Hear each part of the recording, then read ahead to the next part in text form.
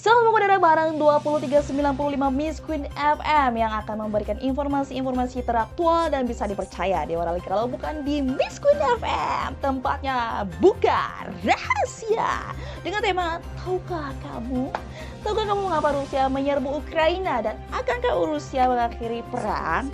Oke, selama beberapa menit ke depan Miss Queen akan menguap tuntas di mana lagi kalau bukan di 23,95 Miss Queen FM bareng Miss Queen.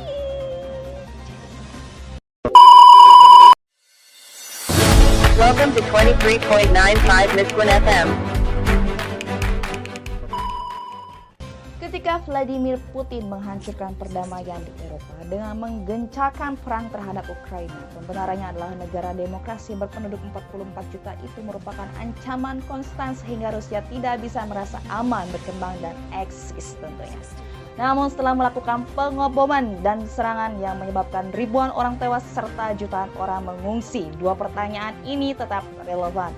Apa yang Putin inginkan dan apakah ada jalan keluar dari peperangan ini? Jawaban terkini dari pertanyaan tersebut dipaparkan Putin dalam pembicaraan dengan Presiden Turki, Recep Tayyip Erdogan, melalui telepon pada Kamis sore. Turki telah memposisikan diri dengan sangat hati-hati sebagai perantara Rusia dan Ukraina. Dan upaya itu tampaknya membuahkan hasil nih Sobat Miss Queen. Apa yang diinginkan Putin sebenarnya? Jadi Putin menelpon Erdogan dan menyampaikan apa yang sebenarnya menjadi tuntutan Rusia untuk mencapai kesepakatan damai dengan Ukraina. Menurut Kalin, tuntutan Rusia terdiri atas dua kategori, yaitu 4 tuntutan. Pertama, Rusia tidak terlalu sulit untuk dipenuhi Ukraina. Tuntutan utama adalah Ukraina diminta untuk netral dan tidak berupaya untuk bergabung dengan NATO. Jadi Presiden Ukraina Volodymyr Zelensky telah menerima hal ini. Ada tuntutan lain dalam kategori ini yang sepertinya akan menjadi penyelamat muka Rusia. Ukraina harus menjalani pelucutan senjata untuk memastikan bahwa negara itu bukan ancaman bagi Rusia. Ada pula sesuatu yang disebut sebagai denazifikasi. Tuntutan ini sangat menyinggung Zelensky yang merupakan seorang Yahudi dan beberapa kerabatnya tewas dalam Holocaust. Tetapi Turki yakin Zelensky akan cukup mudah menerima ini.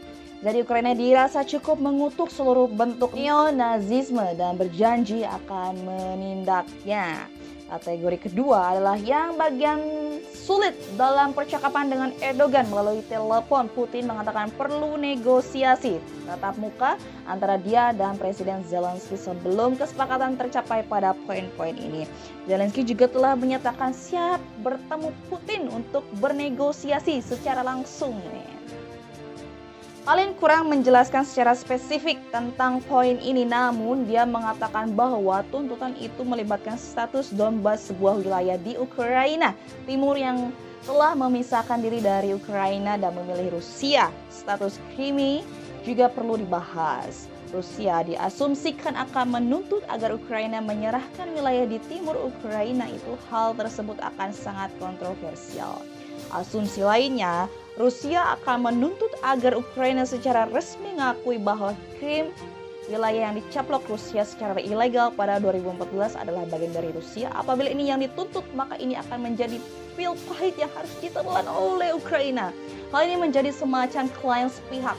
Meskipun Rusia tidak memiliki hak hukum untuk mengklaim Krim, menandatangani perjanjian internasional bahwa Crimea adalah bagian dari Ukraina, tetapi itu terjadi sebelum Vladimir Putin berkuasa, tepatnya setelah jatuhnya komunisme. Bagaimanapun tuntutan Presiden Putin tidak sekeras yang dikhawatirkan oleh sejumlah pihak dan dirasa tidak dibandingkan dengan seluruh kekerasan, pertumpahan darah sehingga kehancuran yang disebabkan Rusia di Ukraina. Mengingat kendali besar Putin atas media Rusia, tidak akan sulit baginya untuk menampilkan kesepakatan itu sebagai sebuah kemenangan. Sementara itu, Ukraina akan menghadapi kekhawatiran yang serius apabila detil kesepakatan tidak dirampungkan dengan sangat hati-hati, Presiden Putin ataupun penerusnya akan selalu berpeluang memanfaatkan itu sebagai alasan untuk kembali menyerang Ukraina. Kesepakatan damai ini mungkin akan memakan waktu yang cukup lama, walau gencatan senjata dapat menghentikan pertumpahan darah sementara waktu.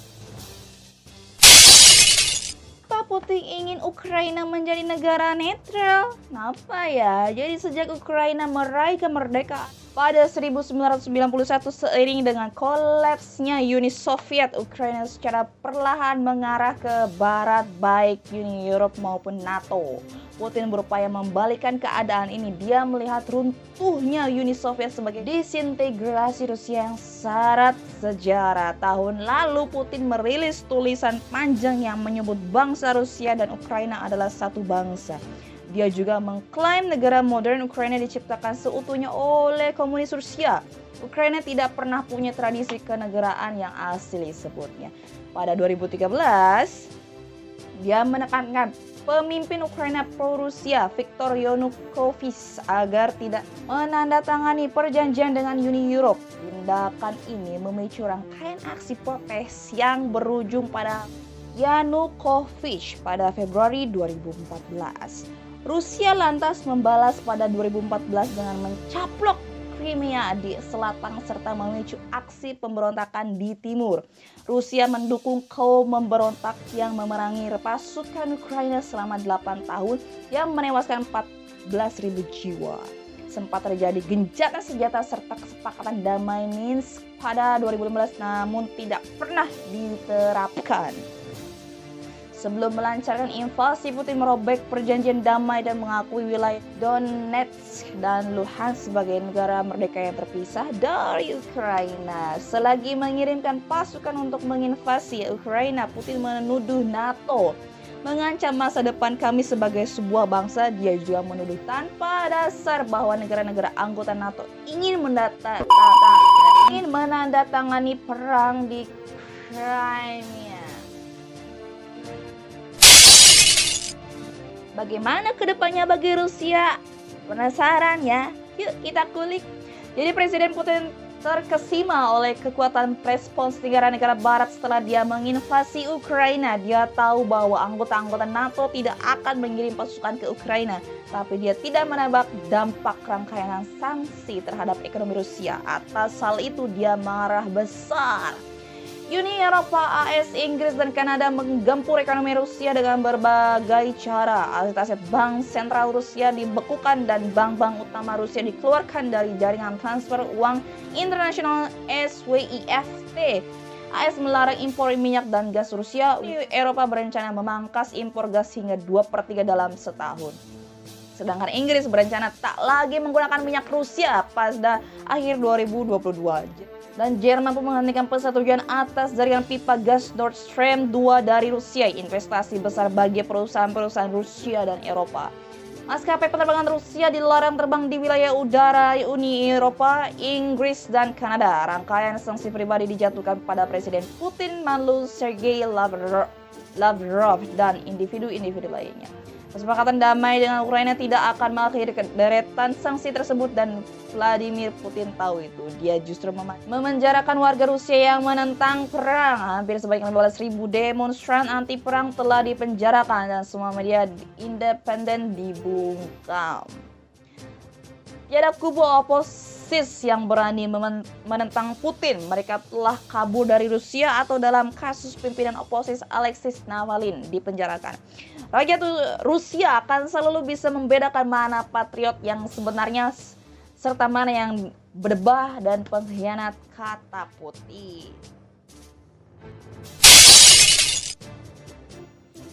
Oke, itulah berita terupdate dari Rusia dan Ukraina kali ini. Semoga bisa bermanfaat dan bisa menambah wawasan untuk kalian semua. Terima kasih bagi kalian yang sudah menonton hingga akhir. Ingin tahu berita-berita terupdate yang lainnya? Jangan lupa terus pantengin Miss Squid FM yang selalu mengedara.